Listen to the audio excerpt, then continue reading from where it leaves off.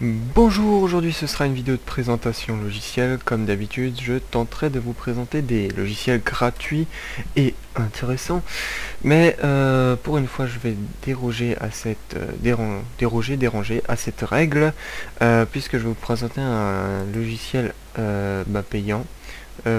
Propriétaire, bon, ils sont tous propriétaires, tout ce que je vous ai présenté, mais celui-là est payant. Alors, en fait, ce logiciel, comme vous pouvez déjà un petit peu vous en douter, permet de créer des pochettes. Alors, il vous permettra par exemple de créer des pochettes de jeux en 3D.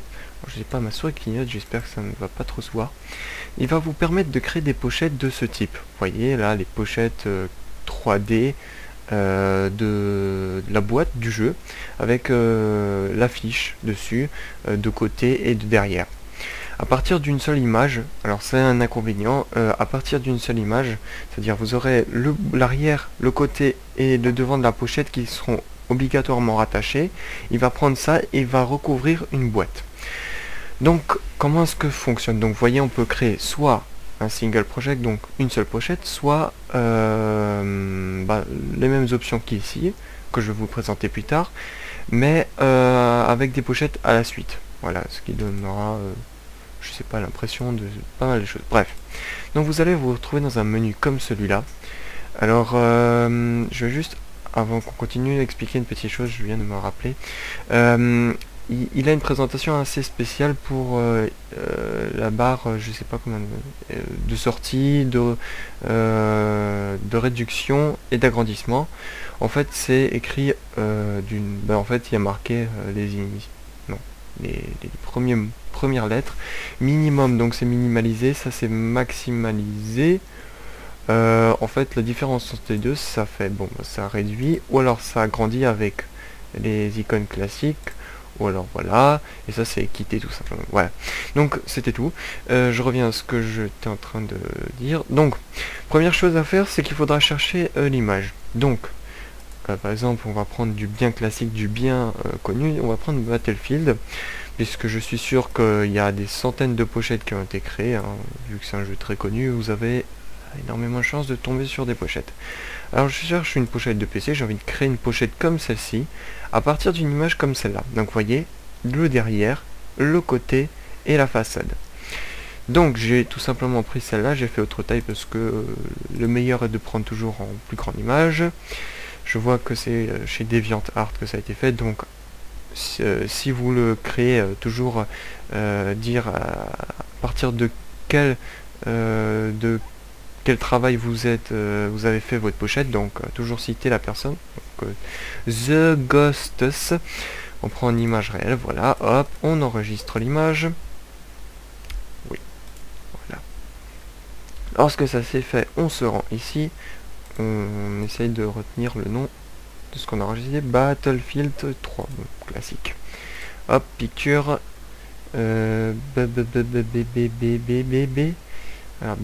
voilà, on clique là-dessus, il nous fera une petite prévisualisation, et on peut remarquer que ça a plus ou moins de la gueule, voilà. Donc si ça vous convient, plus ou moins, vous faites yes. Et là, on va rentrer dans les détails. Donc, le titre, ça, généralement, on s'en fout un petit peu. Et une option assez importante, ce sera celle-là. Puisqu'en fait, vous avez un choix de boîte assez important. On va juste cliquer au bas, au pif, voilà, on attend un petit peu, et voilà. Bon, la pochette est faite, l'image est faite pour une boîte standard. Donc voilà, DVD standard, et vous allez voir que c'est parfait, c'est bonne mesure. Bon, ça dépasse un petit peu là, mais sinon ça reste très convaincant comme résultat. Donc il y a vraiment beaucoup de boîtes pour plusieurs tailles différentes. Vous voyez, hop, petite pochette, grande, double pack. On peut avoir des DVD aussi, hein. Non, des CD. Et voilà, des boîtes de CD aussi. On peut avoir, qu'est-ce que c'est, Paul Champagne. J'aime bien le nom, Paul Champagne. Je sais pas à quoi ça fait référence, mais enfin bon, ensuite on peut customiser. Alors, custom object, je sais pas à quoi ça fait référence. Vraiment, on peut avoir un peu de tout et n'importe quoi.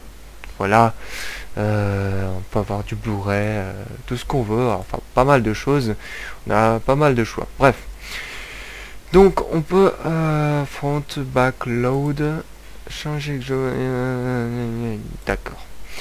On peut rajouter aussi des CD. Bon,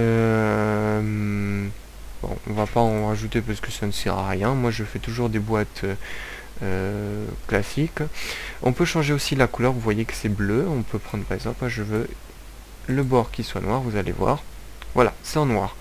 Je peux mettre par exemple vert bien flash, comme ça se verra bien la différence, voilà.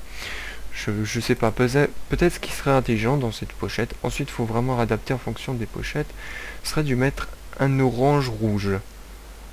Un orange rouge, voilà, à peu près comme celui-là, référence à cette petite couleur. Je ne sais pas si ça le fait, c'est peut-être trop foncé, un petit peu plus clair, voilà. On va voir ce que ça donne. Voilà, ça le fait, c'est plus ou moins joli, mignon. Bref. Ensuite, on va passer à Lawyer, je vais m'occuper de ça un petit peu plus après. Alors, je vais vous avouer que je ne connais pas vraiment toutes ces options puisque je ne les utilise jamais. Moi, à ce stade-là, j'ai terminé mon travail, je l'exporte en PNJ et voilà, et c'est tout. Mais vous voyez bien qu'on peut s'amuser je sais pas, changer les options, je sais pas à quoi ça correspond tout à fait. On peut changer. Alors attendez, disque. Ça on s'en fout. Je pense que ça c'est pour la position de la pochette. Non, je me suis complètement planté. Voilà, donc ça c'est vraiment pour l'emplacement de la pochette. On peut choisir avec des static view ou alors dynamique. Voilà, je ne sais pas à quoi ça correspond. On peut utiliser des... Alors bitmap, je ne sais pas non plus.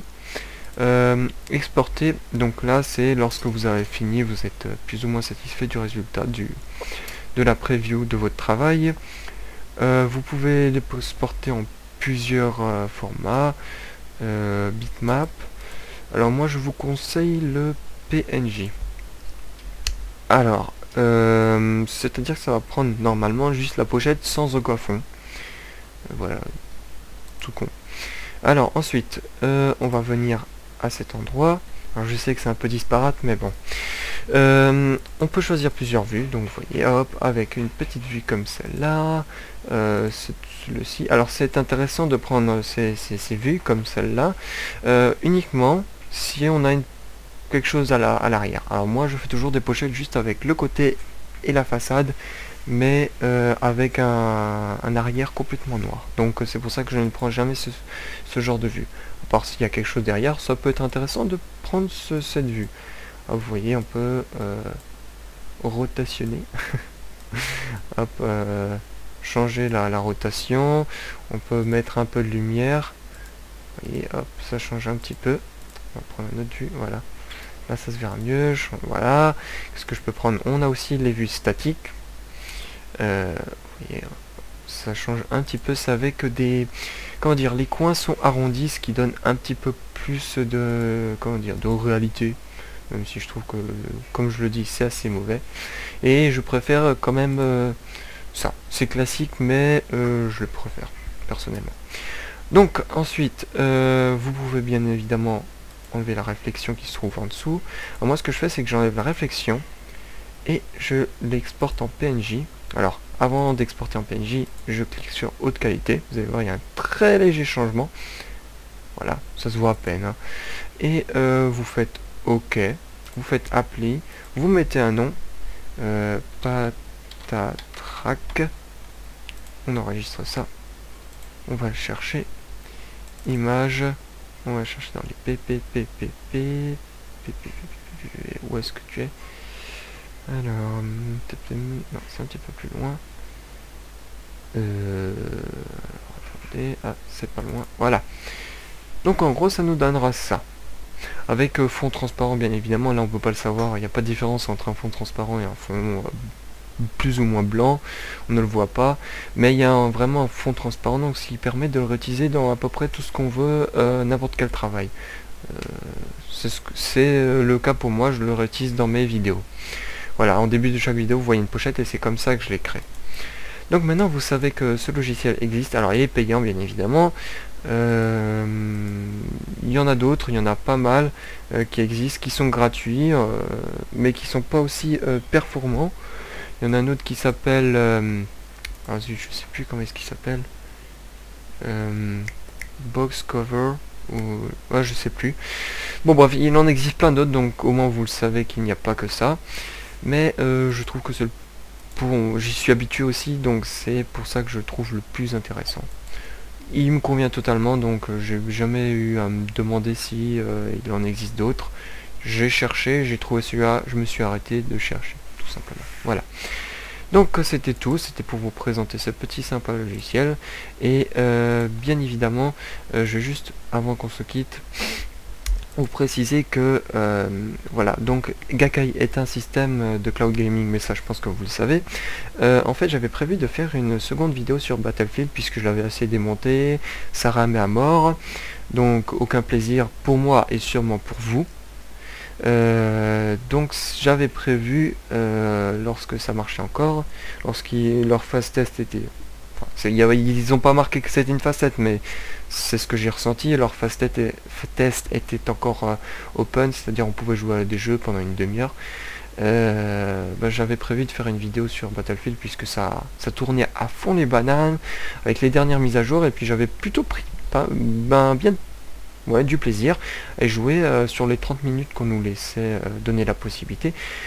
Malheureusement, vous voyez bien qu'ils sont plus ou moins finis leur phase test et qu'ils sont en train de mettre en place les systèmes, je suppose, c'est ce que je ferai, leur système d'abonnement, de paiement, pour rentabiliser ce qu'ils ont commencé à faire. Donc malheureusement je ne vais pas pouvoir faire de vidéo, mais je vous invite à quand même vous informer sur ce petit système qui risque de sortir dans très peu de temps. Voilà, donc c'était tout, absolument tout ce que je voulais vous dire. On va se retrouver pour d'autres vidéos présentations. Vous voyez, j'ai une petite liste encore.